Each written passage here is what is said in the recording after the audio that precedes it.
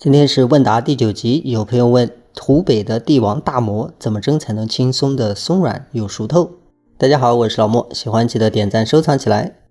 先來看一下材料，這裡是中筋麵粉準備350克，接着再準備玉米粉50克，因為加了玉米粉之後它支撐力更強，不會蒸塌，而且這個效果呢更穩定，蒸出來時間稍微長一點，它也不會鼓泡。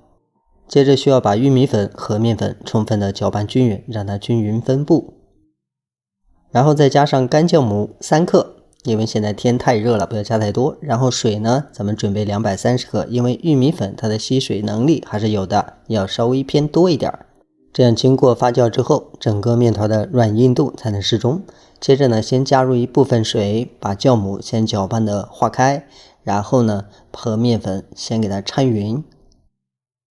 之後呢，再分多次把水加進去，然後呢，再把它揉成一坨就可以了。這個麵团揉成之後呢，它其實表面有裂痕很正常，因為有玉米粉。咱們需要在案板上稍微的再給它收一收，把表面的粘度給它去掉。揉好的麵团呈現出畫面中這樣的狀態就行了。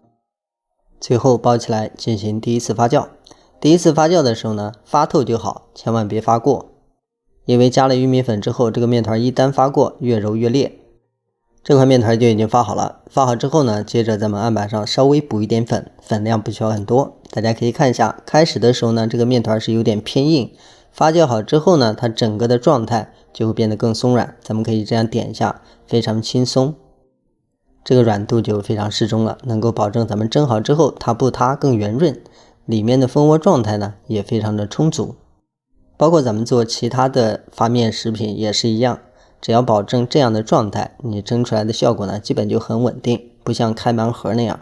然後呢，咱們在揉面的時候稍微給它揉幾下就可以，因為裡面有玉米粉，揉面的力度越狠，這個面团它的反彈力就越強，也就是說你揉得越狠，它裂得越嚴重，表面越來越不光滑。所以像這種面团就不要揉太狠了，稍微揉幾下就行。大家可以看到，咱們揉好之後呢，直接像這樣按平，之後呢，咱們翻過來，然後再次補粉。下一步直接用擀面杖來擀。擀面的目的主要是把裡面大的气泡給它擀出去，然後像這樣疊起來，同時注意不要2次夾氣。疊好之後呢，補上一點粉，然後再次用擀面杖擀，同樣也是為了把裡面的氣給它壓出去。擀的同時呢，大家要注意，不需要把這個面擀得特別大，也不需要擀得特別薄，稍微窄一點。擀好之後直接從一頭捲過來，捲的時候同樣要注意不要2次夾氣，一定要給它搓得緊實一點，這樣才能確保你最終做好的效果穩定。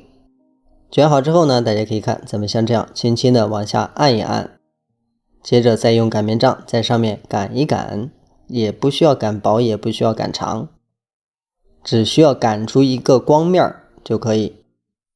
然後呢，咱們翻過來，像这樣給它疊上去。另外一邊也是這樣給它壓過來，翻個面，大家能清晰的看到這面呢就是特別光的一面。接下來的操作大家要注意，稍微按一下之後呢，再用擀面杖給它拓寬一點，讓它呈現出一個大的光面。然後呢，用手把邊上往裡擠，擠的同時大家要注意不要用力過猛，慢慢的給它收進去。這樣做呢是最輕鬆也是最簡單，也可以避免大面積的出現表面不光的現象。如果咱們直接揉的話，很可能出現大面積的裂。如果是那樣的話，咱們蒸好之後呢，這個表面的樣子就會越來越醜。差不多就收成咱們畫面中這樣就可以了，稍微有一點點不光是沒關係的。咱們直接呢像這樣給它蓋好，進行第2次發酵。現在天氣比較熱，基本上17、18分鐘就好。2發時間到，大家可以看一下，它明顯的表面變得圓潤了，原本小的坑會變得稍微有點大，這個很正常，因為它已經蓬鬆起來，裡面充滿了蜂窩。然後呢，咱們直接就可以進蒸籠了。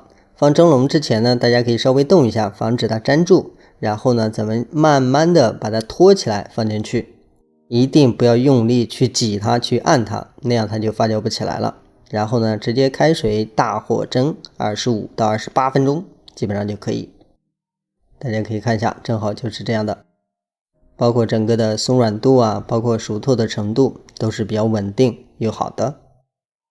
切開之後裡面就是這樣的，大家可以隨便按，非常的蓬鬆暄軟。咱們自己在制作的時候呢，其實只有2個重點，第一個呢，控制好水量，然後發酵的狀態，還有揉面的時間不要太長就可以了。好了，視頻就到這裡，感謝觀看，再見。